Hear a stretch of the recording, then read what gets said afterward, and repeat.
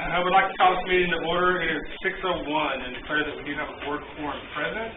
If you will please stand for our invocation, which will be led by Mr. Michael Pierce, and our pledges of allegiance, which will be led by Mrs. Patty State. Father, we thank you for today, and we just thank you for the opportunity to gather and just do this full business. We ask for just wisdom and discernment as we go through this, and just enlighten us as we make these decisions, and just keep your hand on the district as we move forward. We only sing to your son, Jesus' name. Amen. Amen.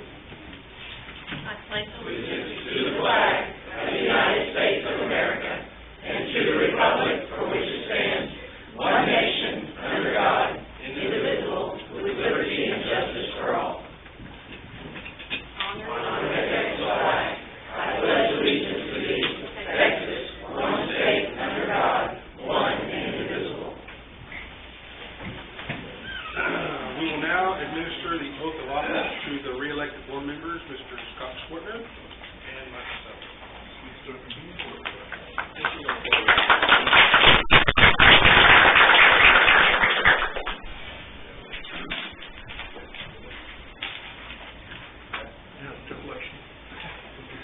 Both unopposed, which is a good thing.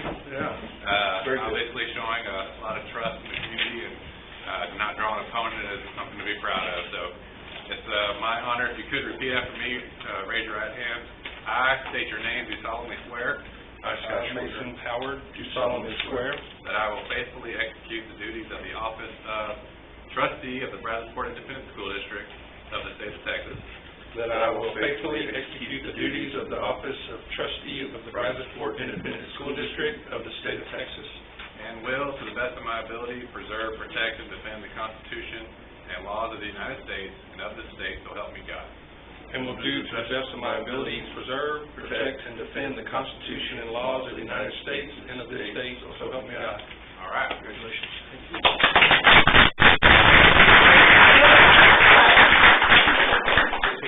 Mr. Massey, would you take pictures? And shake me up with that. I will take your seat. We'll need a little more. Three more years. There you go. Mr. Schwartner, did you want to leave the check line over there? All right, three more years. Be received. Right.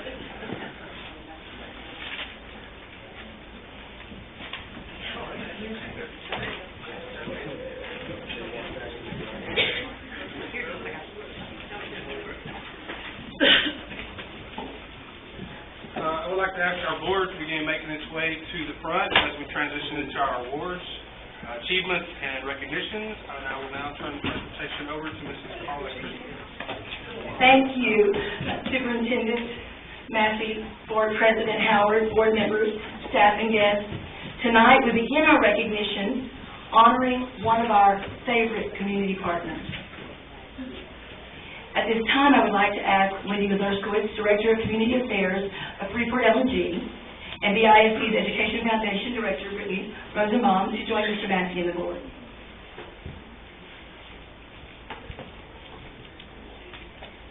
Ladies and gentlemen, it is with gratitude that I am so happy to say that Freeport L&G has once again stepped up in a big way with $265,000 signature donation to enhance the Welding and Manufacturing Center at Brazosport High School.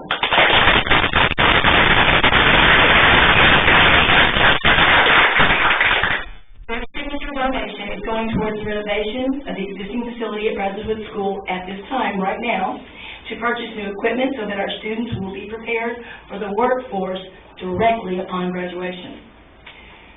Freeport L&G has committed also to providing our students with the necessary supplies to start their training fully prepared.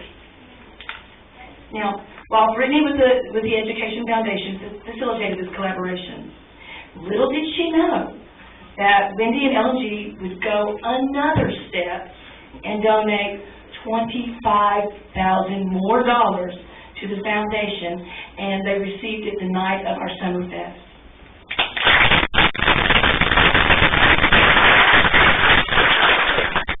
On behalf of the board, the district, the foundation, thank you and Freeport LNG for everything you do for our students across our school district. Thank you.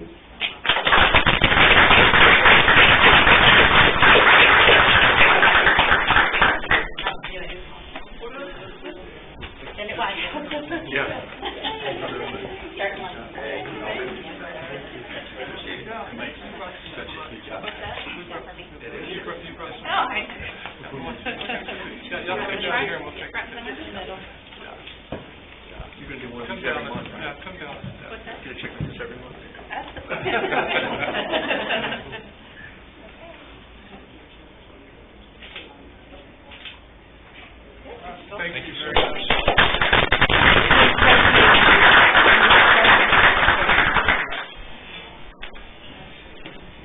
Now to present our next recognition, Jim Clemens, Coordinator of Science.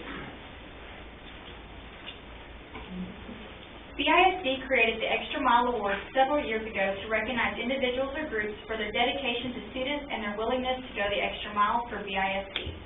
The BISD Extra Mile Award will be presented to Mr. Murray Griffin from Texas Industrial Products in Richwood. Mr. Griffin volunteered time and services to Brazoswood High School's rocketry program to support the launch of Brazoswood's largest rocket to date. The 28-pound, 8-foot-long vehicle flew to 4,141 feet, produced 235 pounds of thrust, and reached speeds of 375 miles per hour at their yearly rocket launch in May. A thrust plate designed by students Laney Scott and Cameron Davies was a critical part that transfers thrust forward from the rocket motor to the rocket body. This thrust plate and another used on the transonic rocket was made by Texas Industrial Products Production Manager Murray Griffin and Master Machinist Mark Karibu. At this time, may I please have the following Brazoswood Rocket students who worked on this project come forward. Laney Scott, Cameron Davies, Dylan Stewart, Jeffrey Sims, and Nash Neff. We would like to thank you, Mr. Griffin, for going the extra mile and so much more for the Brazoswood High School rocketry program.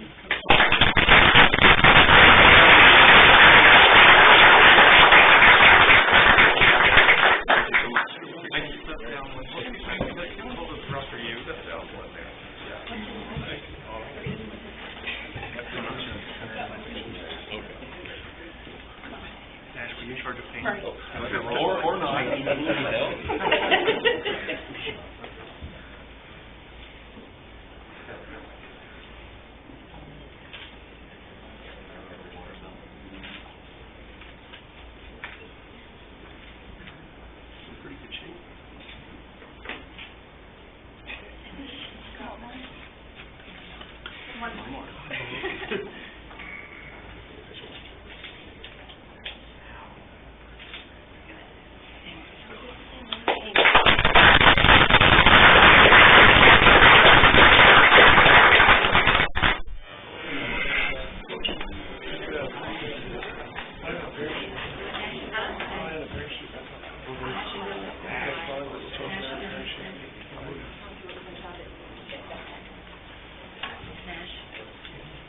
Brazoswood stands out again this year as having one of the top computer robotics teams in the state.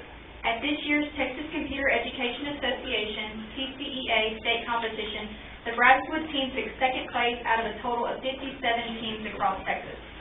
For the competition, the Brazoswood team designed and programmed a sophisticated robot ready to complete a series of advanced tasks determined by the association. We would like to recognize Coach James Weaver and his team for setting the standard for educational excellence. This is Captain Nash Neff and Dylan Stewart.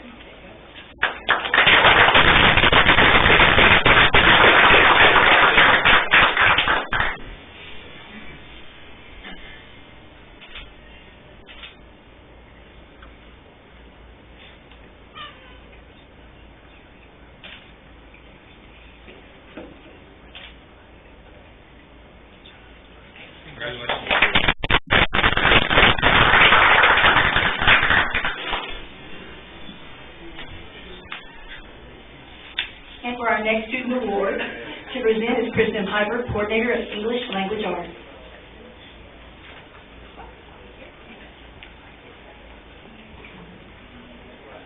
The Do the Right Thing Texas Challenge is an anti-violence program targeted at 7th and 8th grade students throughout the state. It provides youth the opportunity to think profoundly about the issues surrounding violence and enables them to express themselves through a nationally recognized writing competition. The program engages students in thoughtful classroom discussion about violence and its impact on their lives, seeks their analysis of the causes, and solicits a quest for their solutions. Essay entries are judged on the basis of content, originality, and responsiveness to these three questions. How has violence affected my life? What are the causes of violence? And what can I do about it? This year, 291 teachers from 88 area schools entered the Harris County branch of the challenge, and 2 Lake Jackson Intermediate students were selected as finalists from the over 3,000 essays submitted. It is my honor to congratulate 8th graders Sarah Brimage and Joseph Dyes on not only the power of their writing, but on their commitment to leading the way and doing the right thing.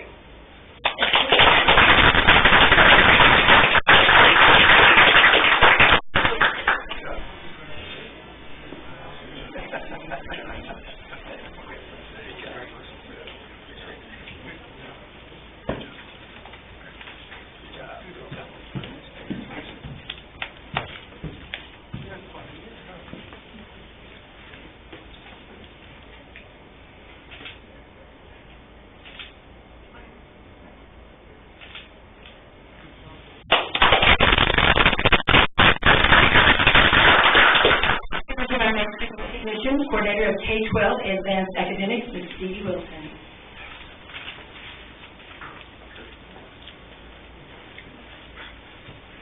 Good evening.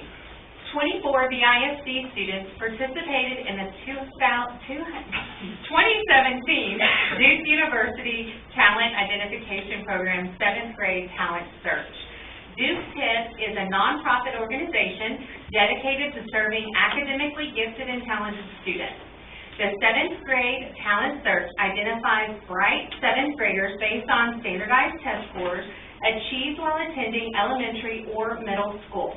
The candidates are invited to take the ACT or the SAT college entrance exams as 7th graders, which allows them greater insight into their academic abilities. In addition, they gain valuable benefits and have access to unique resources for gifted students. The following BISD students qualified for state recognition. Tonight's honorees have earned this award by scoring at or above the national average of recent high school graduates on at least one part of the ACT or the SAT. These students are invited to a special recognition ceremony to be held at a later date. From Clute Intermediate School, Priscilla Gale. She qualifies taking the SAT in evidence-based reading and writing. From Freeport Intermediate School, Jared Leha qualifies taking the ACT in composite reading, English, and science. And from Lake Jackson Intermediate School, Riley Kuhlman qualified taking the SAT in evidence-based reading, writing, and math. And Maddie Schwetner qualified taking the ACT, and she qualified in composite math, science, and reading. Congratulations to all of these BISD students.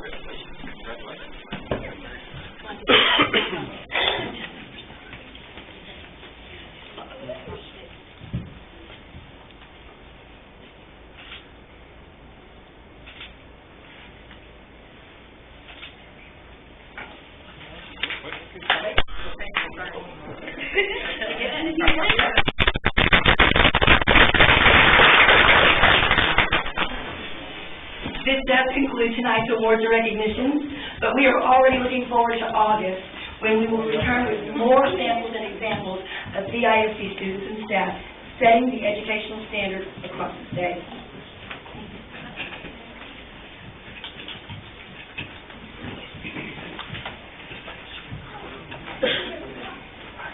Ms. Carla is right. This is the best part of our job, to get to honor our students.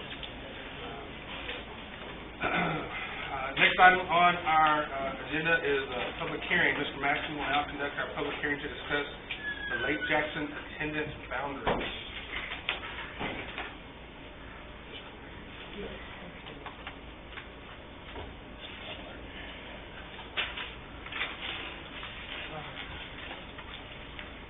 Yes, thank you. In accordance with Board Policy FDB Local, it's my pleasure to present the revision of the Lake Jackson Elementary School attendance boundaries.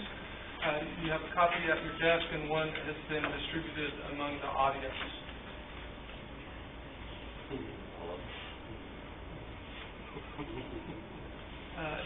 The 2014 bond referendum called for a replacement of 5 elementary schools. 3 of the replacement schools were in the Lake Jackson feeder pattern. There are currently 4 elementary schools in Lake Jackson: Ney, Brannon, Roberts, and Boydell.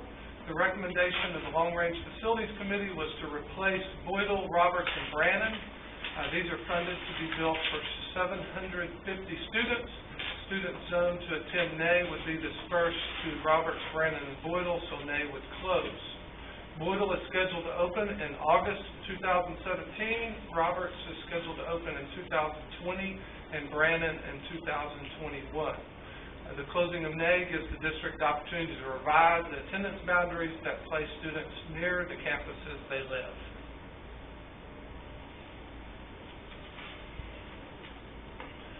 We've worked with Templeton Demographics and held a board workshop last fall to draft an attendance boundary plan for consideration. Proximity to campuses, natural geographical boundaries, current boundaries, and balanced demographics of students were all considerations when revising the boundaries. These boundaries will not take full effect until the 2021-22 school year, but we will give parents the option of moving earlier if they desire. Once the boundaries are approved, we will communicate the options available. This is a public hearing, and the approval of this action is in the consent agenda, and I will answer any questions at this time.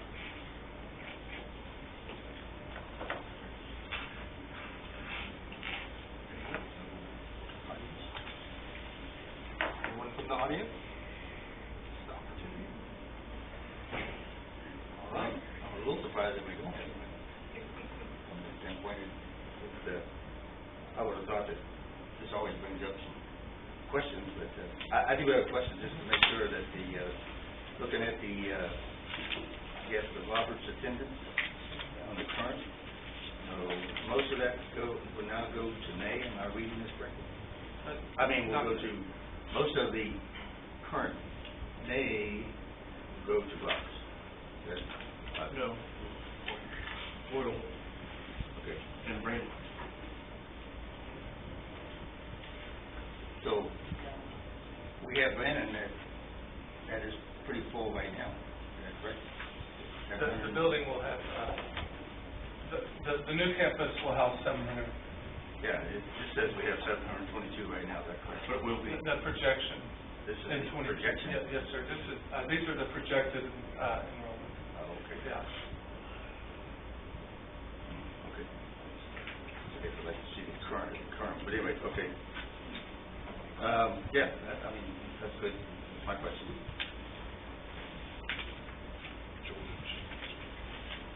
No, I've been following this the whole time, so I'm good. Any other questions? Hearing none, we will now close the public hearing. Next item that we have on the agenda. Mr. President, you'll note the time was 6:19, is that correct, sir? I have 6:21. 6:21, thank you, Mr. President. Thank you, sir. Mr. Hodges. At this time, in accordance with BISD Local, the board will provide an audience with individuals who have signed up prior to the meeting to address the board. Tonight, we do not have any requests or comments to the board, so we'll move on to the next item on our agenda. Next item is executive session. Executive session may be called for the purposes permitted by the Texas Open Meeting Act, Texas Government Code, Section 551.001 through 551.146, Sections 551.071, consultation with attorney, Section 551.074, personnel matters, appointment, employment, evaluation, reassignment, duties, discipline, dismissal, or complaint. We will return shortly. We are officially returning from executive session. It is 6:45. The next thing that we have on our agenda are our action items, the election of school board officer for 2017-18. Mr. President, I move that we elect Nathan Howard as president of the board for the upcoming, Scott Swartner as vice president, George Sullivan as secretary, and myself as assistant secretary. Same slate as we have now. I second. It has been moved by Mr. Atkins and seconded by Ms. Patty Sage to keep the existing slate of officers for the 2017-18 year as we had for the past year. Is there any discussion? If not, all those in favor signify by saying aye. Aye. And all those opposed by nay. The motion carries unanimously. Congratulations. Congratulations.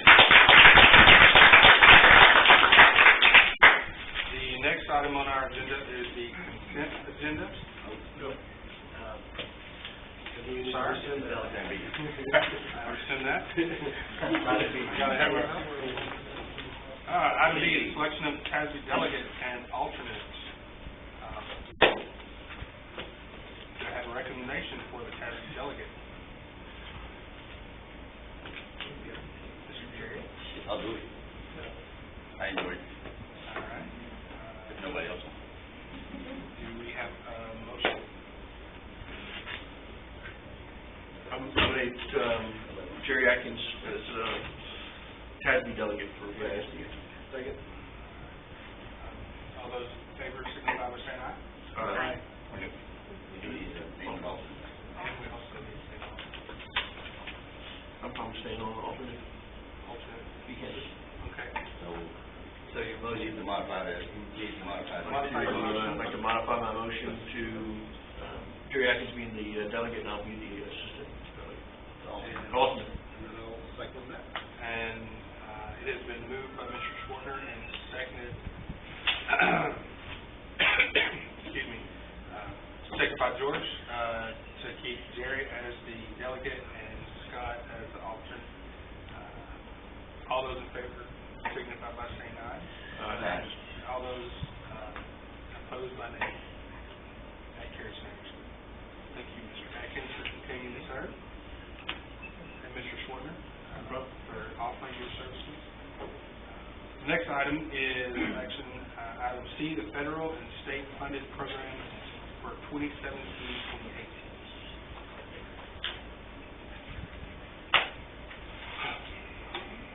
Good evening.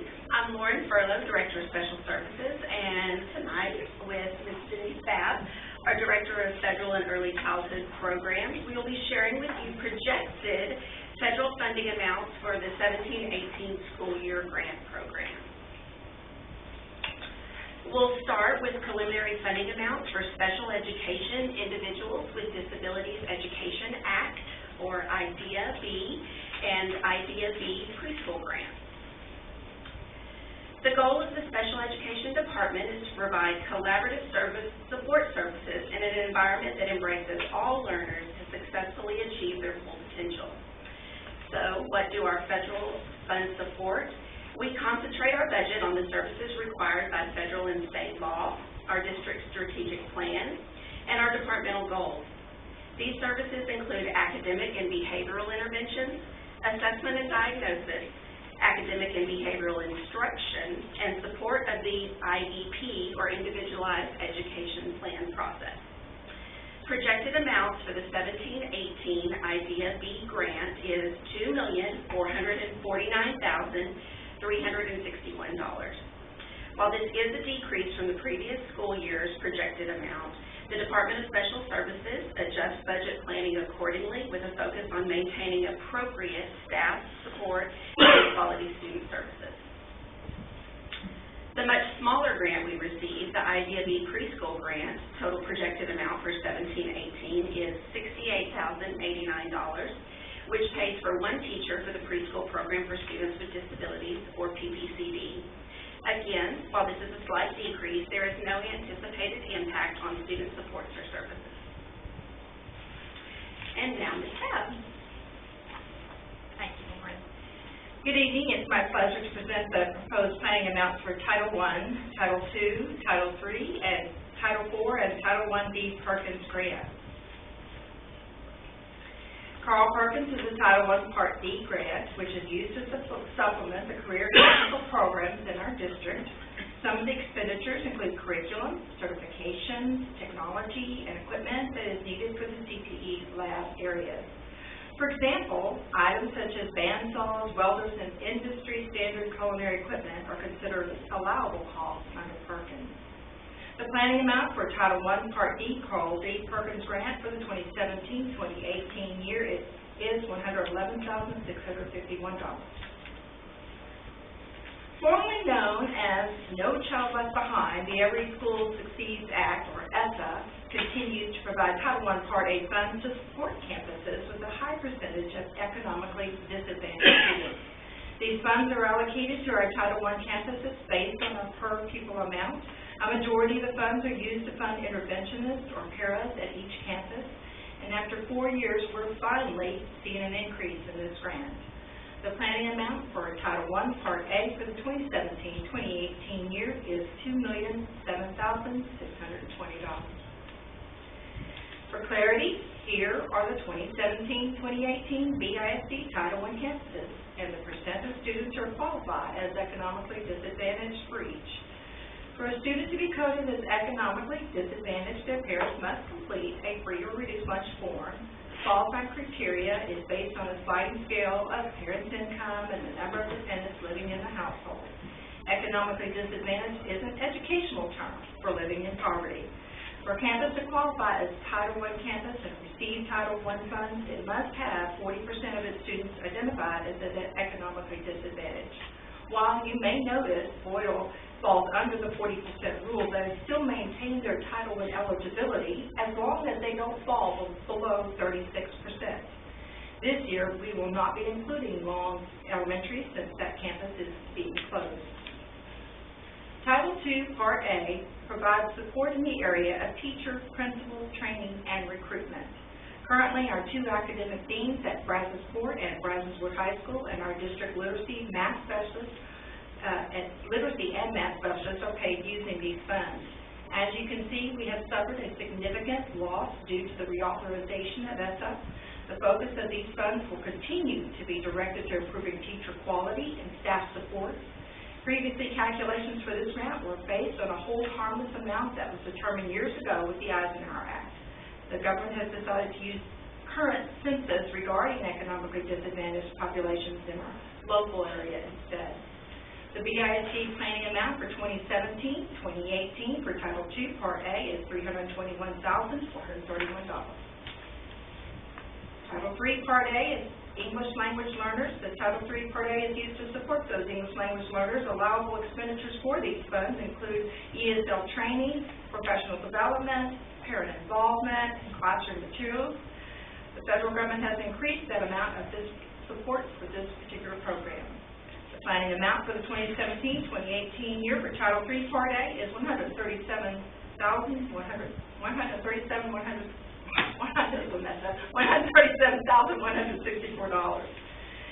New this year is Title IV.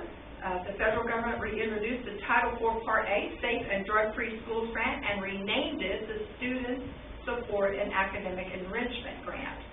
This is a block grant, meaning it serves multiple purposes. It's designed to target 3 areas within the school district, such as providing well-rounded educational opportunities, like environmental, safe and healthy initiatives, and effective use of technology. This year's planning amount for Title IV Part A is $44,231. The administration recommends the board approve the projected planning amounts for 2017-2018 federally funded programs, and we are happy to answer any questions. Any questions? Mr. Sullivan? All right, can we back up one slide? $44,000 is not really a whole lot, so so what are we thinking we're actually gonna do with that? We just started discussion in some of these areas. We know that some of the things we're looking at might include our Safe and Healthy Schools program. There hasn't been a lot of attention to this detail. There may be areas in the areas of professional development that we could use. That might be some online opportunities that might tie in with that technology. But you are correct. There's not a lot of money there, and we're going to use it the best that we can. Yeah, 'cause I mean, if you try to divide it up amongst multiple campuses, it dwindles even more. If you try to divide it between the three, it dwindles even more. That's right. With this grant, though, the federal government has come in and said we can use it as a district expenditure, so we don't have to allocate it out to each campus. But it can be used for all campuses within the district. Okay, next slide. Up one. Okay, this is really good. Right. Because that's an area of need, definitely. Okay, up one. All right, so this is a fairly sizable decrease. At the same time, I know we're trying to enhance professional development, so have we got it kind of figured in the budget that we magically move things around so that this doesn't really hurt us? Dan? The main thing we have to realize is that the money that we have is mostly spent on salaries, and we really think it's important that people are working with our students. Correct. So that will help. Correct. We will have to visit the method of delivery, whether it's not going on as many away trips and bringing more training in-house. Obviously, it is $100,000 that we're getting cut out of that budget. So we'll have to revisit the delivery method for try to come up with the most economical way to achieve the goal. Obviously, prioritizing, and we're not going to cut out anything that's that's currently effective, but we will be continuing to evaluate the method of delivery. Just, I think there's a lot of online opportunities that do create train-the-trainer models. Is another thing that we've been looking at, and we're built in a lot of capacity over the last several years with current staff, and so utilizing them to deliver that message is going to be important moving forward to hopefully avoid some of the travel costs, which ultimately ends up eating into a lot of the overall training. When you figure a cost of any session, I mean, it's about a third of it is the actual session, 2/3 of it is actual to get there, stay in a hotel, and so anytime we can cut out some of those, I would say, not direct benefit cost items, then we can, make our dollar stretch a little further. So, but as far as this was just delivered to us, so we're now having to retool and see what we're going to do as a result. It may end up being the budget assumption. Board has a budget workshop next month, so this will be something we'll bring either after evaluating it, do we need to add some to the local budget, or are we going to be able to retool and utilize the delivery method that we can meet our needs. Okay. All right, thank you. Next one. Okay, next one.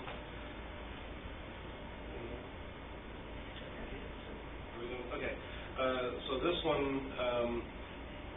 have we thought about how it's going to fit into the bond plus this, plus the generous gift we just got from Freeport LNG?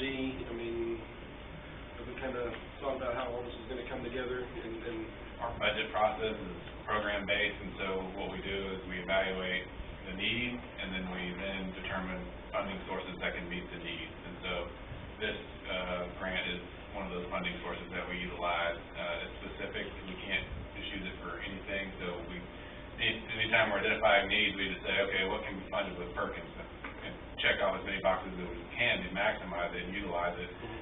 Everything else then starts to default to other areas, and the last thing that funds is general fund, because that's the most flexible funding source. And so we're utilizing our bond funds, we're utilizing additional grants. Obviously, the grant from Freeport LNG was something that was recently provided through a request, and so that was something that will help us push things a little further. And so anyway, that's how we base everything on program needs, and then we allocate funding based on the available sources. for. Because I think FLNG is gonna physically want to see what they've paid for, and then I think the bond money, if there's extra, then we would just redirect it. We'd have a lot more flexibility in directing it to where the needs are. So the bond allocated 1.5 per campus and then $1 million overall. And so what the board approved several months ago was a portion of it. We didn't use it all. And we're not reallocating any of those funds. It's just going to be available and roll forward to the next year for other projects that may come up. So, in the past, we've looked at each package and say, okay, we can move money around within the package. But for CTE and those type of specialty programs, we're holding those sacred. We're not moving money out of those because it was an allocation. We're going to spend $4 million on CTE. And so it's not right to move money out of that because it wasn't specifically saying we're going to put a roof on a building. We said we're going to spend $4 million on CTE, so we're going to spend $4 million on CTE. So we're coordinating all those funds. It's nice to have the various funds to pull from to meet the needs, but we do work with all the various funding sources to meet the program needs. Yeah, if we have enough in reserve, then that's kind of a fund for our new CTE director to come up with some innovative new thing. She's smiling. So, she stepped right in and really hit the ground running. We have a lot going on, so she's done a really good job of picking up where things left off and actually got things off high center in some areas from a purchasing standpoint. So we're really moving along and getting those things implemented. And I'm sure as you see the budget, you'll see we're emphasizing additional CTE allocations. And so there's definitely a move in that direction to promote, the career-ready student. And so it's something that we're definitely putting a lot of investment in. Yeah, and then one back on the percent distributions, with the realignment, is that potentially do we think that might shift some of the percentages, and would it be helpful or hurtful depending on how it shifts? The combination of closing loans. Foidal. Realignment of foidal. Well, and that's one of the, that was one of the parameters that we used in the zones, is we didn't want to, we wanted, and as you see on the slide that we had there, they're all pretty much very similar to what they are now. Okay. On the Lake Jackson ones, yeah, we didn't want one to be 20% and the other one 80. And really, the zones kind of worked that way out too, where it wasn't hard to use geographical boundaries, proximity to the campuses, along with it balancing out pretty good. Yeah. I don't think any of them moved more than a percentage point one way or the other. Yeah, there was some. There was some 5 to 10 based on that. What was on the projection? Not significant, but. Okay, that's all I got. Mr. Atkins? One thing on the CTE money, on the bond money, that one I changed, it's going to be the same category as commitments on the bond oversight, correct? You can take that to the bank. So, based on testimony by our current education, whatever secretary or whatever, funding for the Perkins and et cetera, and this is more of a budget question, but it involves, are we looking, since our strategic plan calls for a rolling budget, are we potentially putting in a best guess percentage cut for, I'm not sure it'll be next year, but the following year, that type of thing? Have you thought about that from the rolling budget type? Yeah. This money is going to continue to reduce. Right. We will. My rolling budget got blown out of the water with this update, so it'll be retooled. But from an expenditure standpoint, yes, we're going to have to build in. We're also having to account for, in the past, we've used roll forward dollars from because we would potentially use all of our Title I funding in 1 year, so we'd have our special ed funding and we'd have available funds to roll forward. We've maximized that, and so we're having to account for that as well. So we're maximizing every dollar we have from the federal, and obviously you'll see the state or the federal commitment's been about 10%, and that's held steady over the years, but we're going to start seeing a drop, and they're local now. Yeah, a local effort is going to continue to rise. So And that's the definition of lowly budget, rolls downhill. Personally, I've dealt with federal for about 12 years now, and I think Title I will always stay there, but there will be some other cuts in these other areas that will be, some will be significant, some will be egregious. You mentioned ELL. That's a big support of the federal government, is to support the ELL program, and you saw the increase in that as well. So there could be some changes. Yeah, some of the changes might not be total reduction, but earmarking for specific items, like private school funding is one of the things that... Which is essentially a cut. Right, it's essentially a cut of available public funding, but overall funding, they've committed supposedly that it would increase. However, the amount that's going to be allocated for public ed might be, I would say, will be reduced. One last question on the Title I schools. I know school intermediate is not included in that.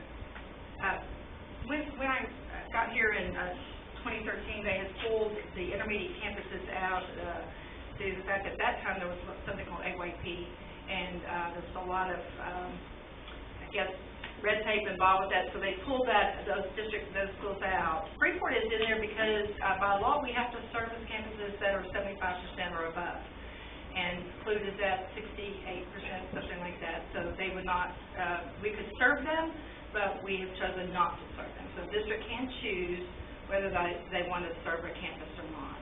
In this case, we have chosen not to serve Clute. So the next question that I have, that I really don't need an answer now, but are we making sure that Clute's getting Title I funds like the Freeport, or, equivalent funding of some sort? So we'll look here. State comp. I'll ask that question later. But, Yes, they do. And so high school is not on there? That's important also? Same reason? Or? I guess same reason, Brazos Sport would qualify, but we have chosen not to deem them time. Are they pretty close to the 75? No, for 75%. They're getting close. Yeah, they're getting close, then, in which case we would have to serve them after that point. So in our budget workshop, I asked about the funding, so that. Beware. Okay, thank you. For me. Any other questions? No, Madam, motion line. Action, so there's a recommendation. There's a recommendation by the administration to approve the recommendation as has been presented. Do you have a motion? Has been moved by Mr. Atkins. Do I have a second? Second. Seconded by Mr. Swartner. All those in favor signify by saying aye. Aye. All those by nay. Carries unanimously. Thank you. Now our next item is the consent agenda. Are there any items that are requested to be pulled from the consent agenda? Yeah, I'd like to pull item E, attendance boundaries on the consent agenda. Anyone else? Do we have any other items? Do I have a motion to approve the consent agenda less item E? So it's been moved by George. Do I have a second? Second. Second by Ms. Patty Sneeds. All those in favor signify by saying aye. Aye. All those by nay. Carried unanimously. All right, the next item is our items pulled from the consent agenda. Item E. Yeah, it's an idiosyncrasy of mine. I pulled that just so that we can have a vote in open session to, not part of the consent agenda, just to approve that we all are in favor of the attendance boundary. So I'll make a motion that we approve the attendance boundary as discussed. I second. It's been moved by Mr. Atkins and seconded by Ms. Patty Sage. Is there any other further discussion before we vote? If not, all those in favor signify by saying aye. Aye. All those by nay. Opposed by nay. Carries unanimously.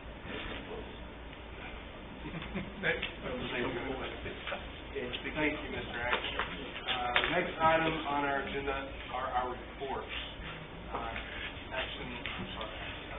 Report item A is the preliminary budget assumptions and anticipated expenditures by Mr. Dan Schaefer. All right, good evening. The following is in accordance with board policy CE, along with district goal that Brazos Sport ISD will provide the resources to equip and maintain quality facilities and educational programming. Just do a quick overview for our planning process. We are on target for all of our items. It's actually moving pretty smoothly through the process. We have a budget workshop scheduled for next month, end of the month, week after our regular meeting. So that'll be an opportunity to look at the budget in detail. If you have questions prior to, feel free to shoot them to me so maybe we can answer those questions before or during the meeting instead of having to wait for a subsequent response. So just to recap where we're at from a funding standpoint, fund balance as of August 2016, which was our last fiscal year, was $35.2 million. We did adopt a budget deficit of roughly $1 million. We have about $3 million in contingencies, so if we don't utilize that, we would end up with a surplus for the year of about $2 million. And then we had some changes to recapture and additional personnel that we discussed last meeting to handle various targeted enrollment and student needs, which essentially came out to a wash. So we're about on target for what we originally budgeted. Now for the good news. You have a handout. The first item is a one-page spreadsheet, and it's an analysis of property tax revenues. This is something that we've been waiting. We've been hearing about all the growth, and we hadn't really seen it hit our rolls until now. They are here. We had anticipated, based on the 313 agreements that we have, they provided me with an analysis of their projected taxable values per year, and we had estimated 11% growth. I had conservatively delayed by a year because of all the murmurs of delays on projects with various federal applications and various permits that are required. So we had pushed everything a year. Well, they arrived on time. So they're at 35% this year is what we're looking at from a growth of compared to 11. So that adds about $30 million of tax revenue to our general fund, which is a significant bump. And then from a debt service side, we anticipated 15%, and it's coming in at roughly 32. This is based on the estimate of certified tax values. So it's not even the preliminary. This is the estimate, so subject to change. But these are the numbers that were provided by the Missouri County Appraisal District at the end of May. Most of that is industrial? Correct. I'll show you in just a second what the split is. Debt service, that adds $6.2 million in tax revenue, and as you recall, we did sell an additional round of bonds this year at $35 million. Even with that additional sale, it gives us another $2.8 million available of additional revenue for another sale. So what it's going to allow us to do is split out that $95 million sale and not have to wait 2 years to do it. We can do it a little bit earlier and go ahead and start paying that down as well, and potentially move up one of the elementaries is where the hope is that we can move up all a year early. So that way we don't have a year that we're skipping an opening. And so that is a good, very good news. Hopefully, as I receive the certified taxable values, these numbers will hold. So this is the sheet that you have in front of you, or one of them, and it's pretty big numbers. I mean, just several years ago we were about $6 billion in property tax values, and now we're knocking on the door of $13 billion with a B. So it's significant numbers. And looking at last year for debt service, we were about $9.4 billion, and so it's jumping to 12.9 potentially. We put in 5% for the discount for protest and appeals, and so there's only about $800 million under protest right now. So that's it should be a pretty good number. So 12.3 is what we're conservatively looking at for debt service, and then 11.4 for our general fund, and that's a growth from 8.5 billion. So big numbers, and I'm very relieved because we already sold some debt and we need to pay it. So this is going to allow us to pay that debt off on time, and then also potentially move up some of our bond sales. So it's a very good problem to have. So I've updated the numbers to reflect that in our projections. As far as legislative, not a whole lot of action, at least from a funding standpoint. There was a yield, Austin yield adjustment that provided us an additional $460,000. As you recall, last time we were talking about a $2 million increase from the state. That did not occur, but we did get an Austin yield adjustment, which was built into Senate Bill 1 and House Bill 1, which was just the budget that they had proposed, and so that did pass. Our recapture, this is another big change. It's going to increase from about $2 million this year to $10 million next year. So that means if you do the math, simple math there, 8.46 of revenue minus $10 million of going out, we're actually a net deficit state funding. We're not receiving any state funding. We're going to be 100% locally funded for this upcoming year. So it's and that will continue to grow each year as our property values, unless there's a major change in funding formula, which I don't anticipate. So we will be 100% locally funded moving forward. So that's a big change for next year. This Does that alleviate all responsibilities back to the city? Unfortunately not. No. Even though it's not a state, even though local property taxes state dictates how they're used.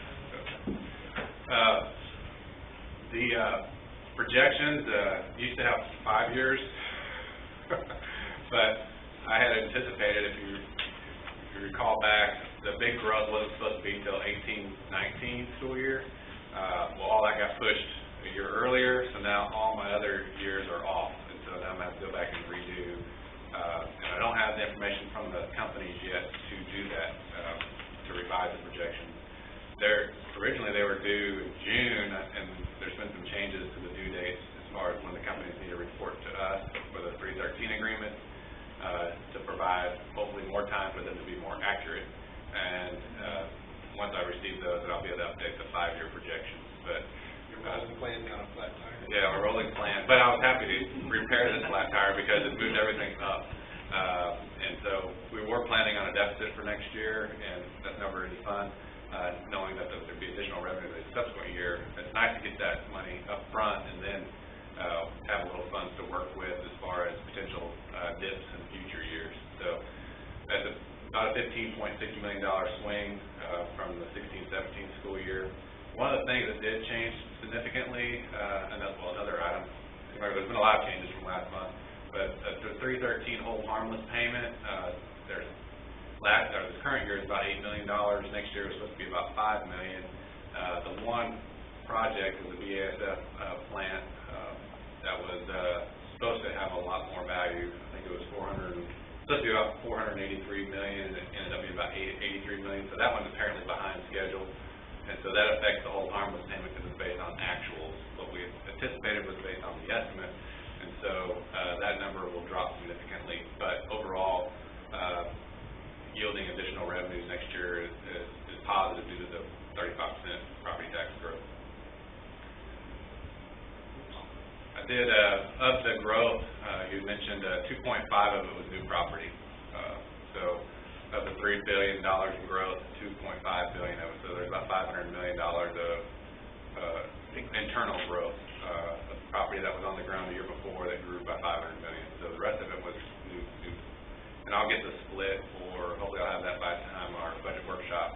And if I get it before, I'll send it out in the board update as far as the split between industrial growth versus home. And so they just don't send that out for the estimate of certified because they're still working through the numbers to make sure they're accurate. As far as staffing allocations, I provided the updated budget assumptions sheet. I highlighted all the areas that changed, and we did do a staffing review with the campus principals. We met with each one of them individually, and we identified about $1 million, nearly 1.1 in reductions. A lot of that was the Shreveport Elementary reconfiguration. Now that, if you look, obviously identified additional needs, outweighed our reduction by a little bit, about $500,000.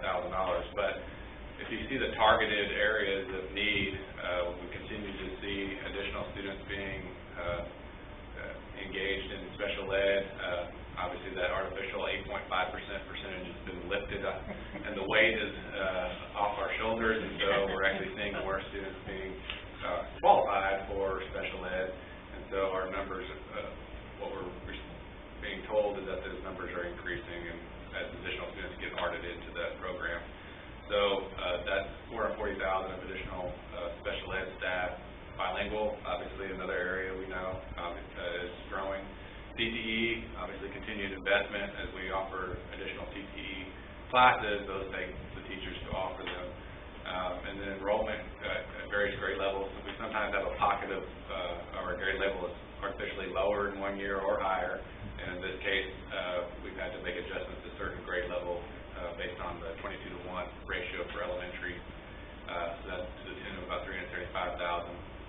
And then there's an all other category, but it's all listed out on the spreadsheet that was provided and labeled. So if you want to know what the other is, it's labeled as well, that you can look through and see what those specific areas were. And that's in the handout.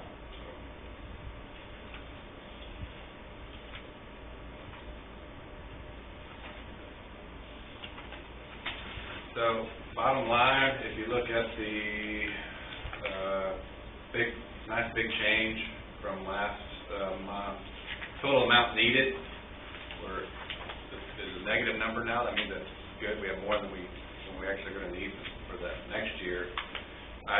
Once I do receive the additional information to run the projections for subsequent year, I believe we're going to flop because if we don't have 35% growth for 18-19, we'll see a reduction in revenue. The way our funding works is that you have to maintain the growth from the previous year in order to maintain it. So I can almost guarantee you we're not going to have 35% growth again. So we'll see a dip. Now the year after that, if it drops to 10% next year, we'll see a major dip. If it drops 20% the following year, we keep value growth for 1 year. That's how the funding formulas work. Because the state assumes that we're collecting based on the prior year value, we're collecting based on current year value. And so that's how we were able to see a benefit for 1 year on the funding formula. So we went from about a $1 million deficit to about a $9.7 million surplus, which will be a 1 year surplus type situation. And you find the sweet spot between growth and recapture. Well, the key will be growing. The key will be growing students, and we have to have additional students in order to maintain, because we're allowed to keep based on our weighted average daily attendance. So if we can get more students in the district, that'll allow us to reduce our recapture payment, because we'll be able to serve the students with that money. And so we're limited to what we can keep on a per student basis. And so that's where it's been the big push for trying to encourage housing development so that that are family centered, so that we can get families into the area, and instead of moving north of us, which is out Mansville and Alvin are seeing the majority of the student growth. So we need to capture some of those down here. Homes. Yep, we need them. That's the only way from the way the funding models work is you have to have additional students to grow.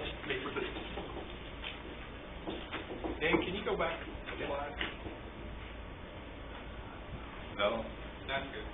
So the greatest reduction in that just over $1 million is the Freeport Elementary reconfiguration. I mean, I'm looking at this, but I know part of the concern was that all of our staff still had positions. So they do. So if they still have the positions, I'm trying to figure out the reduction. We had vacancies that were through attrition, yeah. moving. Okay. They all found anybody that was returning that has a job. It's just not at that campus. Okay. And so that's why you're seeing some of the identified needs. Some of those people moved into those area positions. So, but the way we do our budget is we do it by campus, and so we had to close positions in that campus and then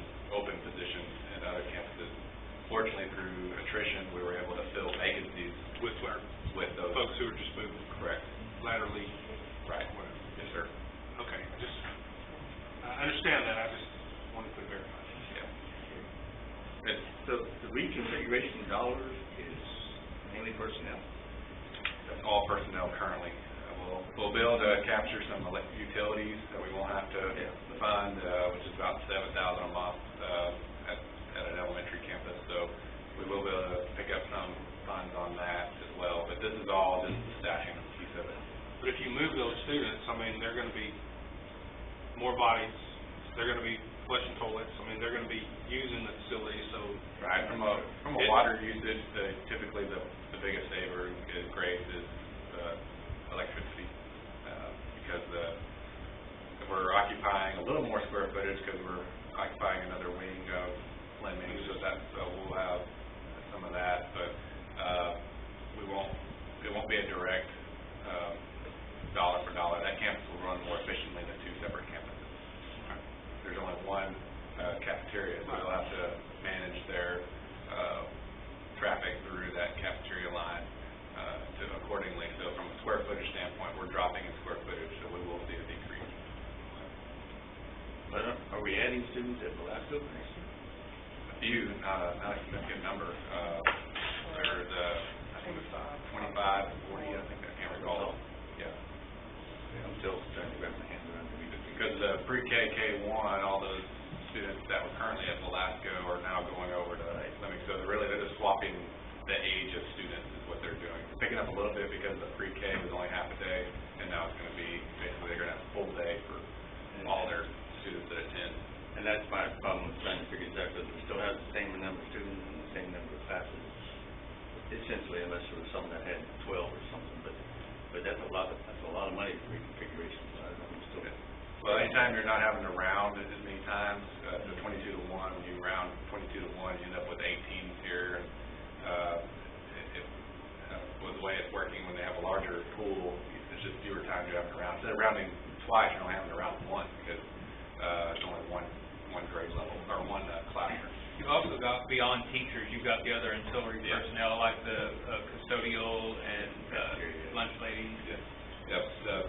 Obviously, a lot of the the clerical support and the things that are specific, I wouldn't say overhead, but specific to a campus is what's being you're able to save. And we identified that back when we were doing the long-range facility planning. That was one of the benefits of that we put more money back in the classroom, is because we're not having as much overhead to operate a campus. And so when you figure out how much each one of those individuals makes, it does add up to a significant amount of funds. And it's listed all out in your handout. So if you wanted to see what it's listed on the top under reductions, and it specifies elementary and the various amounts that are being reduced per. So it adds up to 1, 2, and so you can see all the various changes. So you mentioned the 313 payments were changing, but don't we have contractual times for payments? We do on the supplemental. So so there's two lines on that sheet. It says 313 hold harmless. That's what's changed. Hold harmless is based on what we would have received in revenue with the agreement and without the agreement. So what's happening is we have a BASF agreement that it's hitting the limitation. So in the year that the limitation takes effect, so if it was say a $400 million project last year, and now it's only going to be taxed at $30 million in the current year, we see a revenue drop because of that reduction in taxable value based on the limitation. The company has to hold us harmless. So let's say BASF was only at $80 million instead of the $400 million that they said they were, or that they thought they were going to be. And the limitation kicks in, it's only a $50 million difference versus a $370 million difference. So you just have to look at the actual difference between the limitation and what the value was in the prior year. And that's what's causing this one to drop, is because they weren't as far along as they had previously anticipated. But they're still being contractual. Contractual is the supplemental payment, and so those are still locked in at a certain amount per year. So yes, so that number didn't change. So the $981,000 is the contractual payment. and that's the one that would not change. The whole harmless payment is the one that is subject to actual valuations at the time it becomes limited.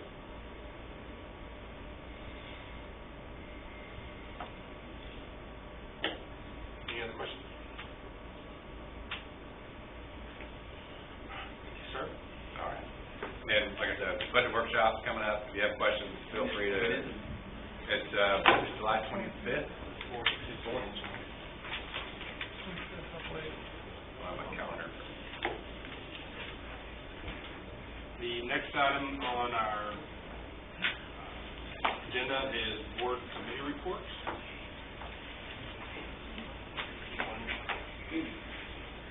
Comment on? Oh, yeah. All right. I propose, I think, in the next meeting, from the legislative standpoint, to do the update.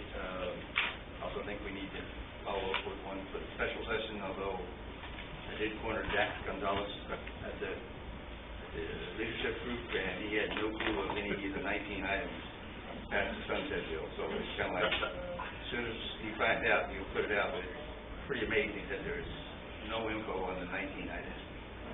It's kind of, And not official yet, they haven't been formally. well, that's true, but it's probably, they haven't, the governor hadn't put anything out, so, and they may not until the 18th when they start and pass the sunset, which I thought that's kind of interesting, because I didn't give them a whole lot of time, but, I was surprised, and I think Jack's he's working on it, but not making any progress, so. Other than that, also, I'm on the Region 4 Superintendent of the Year Selection Committee, so. Congratulations. That's a bigger job than I thought it would be. We got 5 resumes about that thick that we gotta go through. We do have a scoring system. I'm using it. Thanks, Jerry.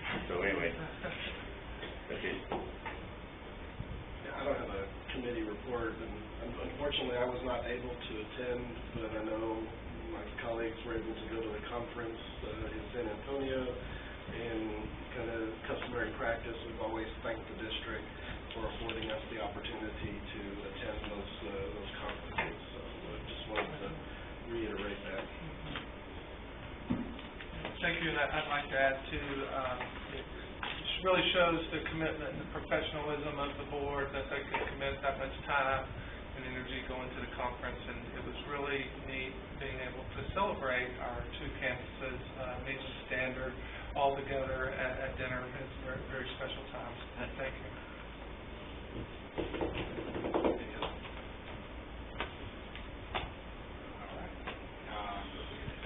The next item on our agenda is the work session discussion. Our next regular business board meeting is scheduled for July the 18th.